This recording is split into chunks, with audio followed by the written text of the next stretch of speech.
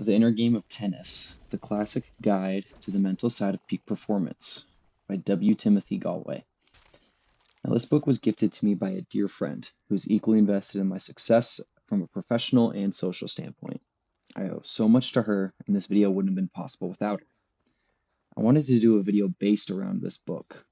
I played tennis through junior high and high school, and I've always enjoyed watching it, which I know is not the most common sport to enjoy. However, there's a mental side to the performance within the solo game that can easily generalize to a lot of aspects of life. This is going to be a very rough overview, but there are points that I wanted to highlight along with lessons this book teaches that are so great to apply to each part of your life. If you get anything positive out of this video, please consider liking, subscribing, and watching anything else I've put out. This book isn't really about tennis. It's about the mental battle we all face when pressure, self-doubt, and overthinking get in the way of our natural ability. Gallwey says that every game has two opponents, the one on the other side of the net and the one inside of your own head. He calls this the inner game, the struggle between trust and control, awareness and judgment. And most of the time, we lose not because we lack skill, but because we interfere with ourselves.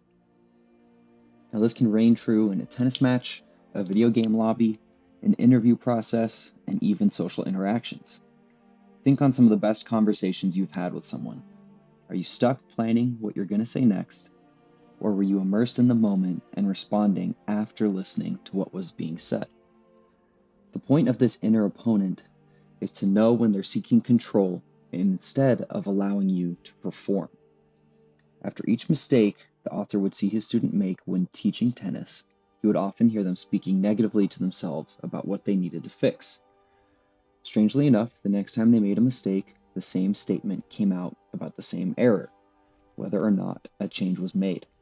A couple examples of this could be, I need to move my feet, I need to swing faster. Our inner battles, more often than not, will manifest in our outward tasks. Now, one of the main points he makes is about overteaching. Saying less brings more success. One of Gallwey's biggest discoveries was that too much instruction actually made performance worse. Traditional coaching in tennis is full of typical commands, such as keep your elbow up, rotate your hips, don't miss that shot again. But when the mind is flooded with instructions, the body often tightens up. He found that when he said less and let players simply observe and feel, their performance improved faster. The example he used was instead of instructing a group of new tennis players on exactly how to grip the racket, swing from low to high, move their feet, watch the ball, etc., he simply instructed them to watch how he hit a ball and then try to do it themselves. What he found was people naturally adapted to mimic what he did. His point was as follows: the body already knows how to learn. The problem is that we don't give it space. Saying less and showing more brought more progress. Often when teaching, less is more. Now generalize this to your life. How many times do you focus on too much and make a simple mistake? Pick the basics and trust yourself to perform. Number 2, focusing too much and neglecting the basics. We're often told to focus more, but the author shows that focusing the wrong way can be dangerous. When players focus on fixing mistakes, they become tense, they lose their rhythm, and they forget fundamentals like balance and timing. Instead, he suggests focusing on something simple, like watching the ball or noticing the sound it makes when it hits. This keeps the mind engaged without controlling the body. Focus isn't about effort, it's about awareness.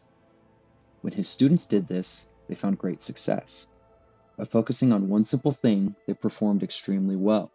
Similar to the previous point, don't do too much when teaching or learning.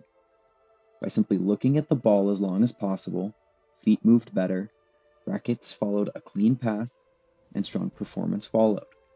This point lends itself to understanding the two parts of the mind the author addresses in peak performance later on.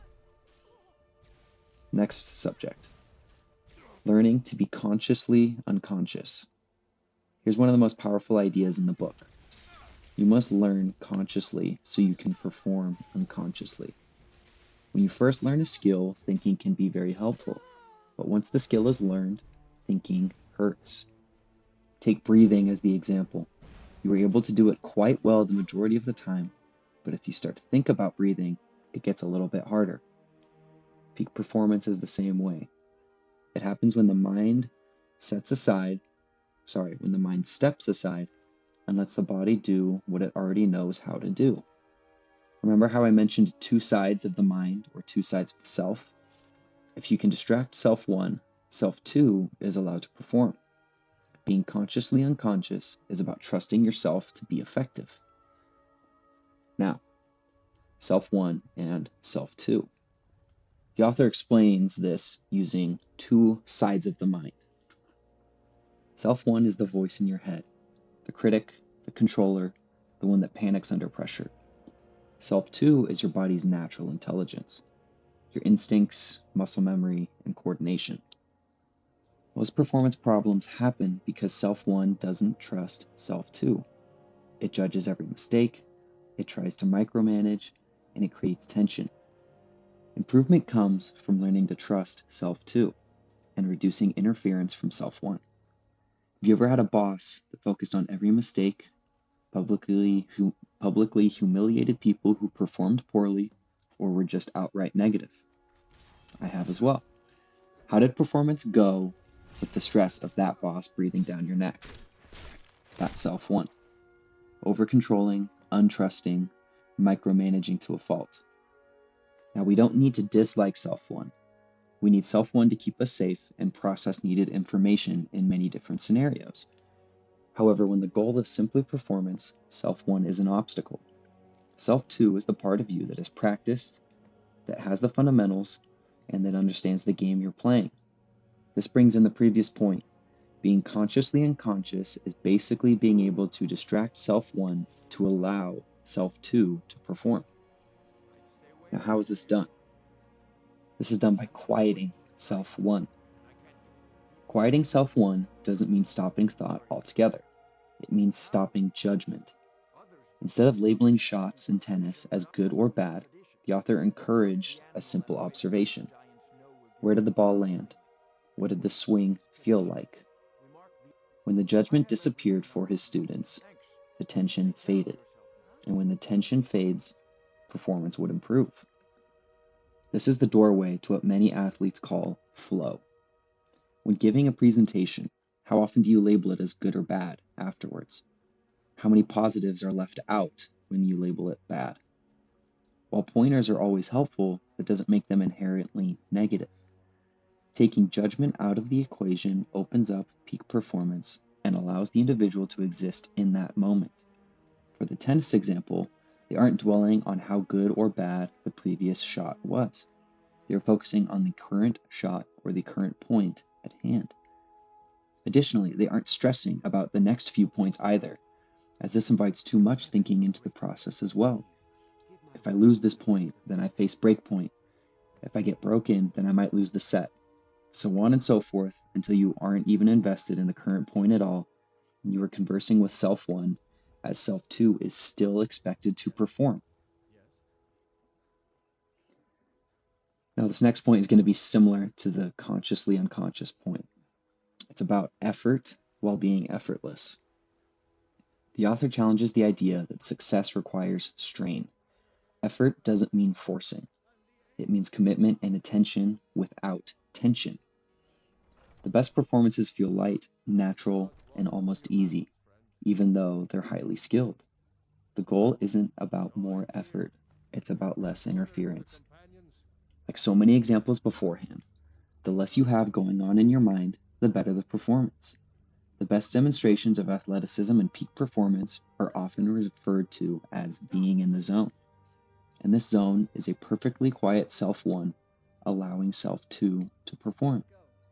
The final piece of self one allowing self two to perform is trust. Self one needs to trust that self two has the skills and abilities necessary to perform at their current level. Without this trust, overthinking comes in.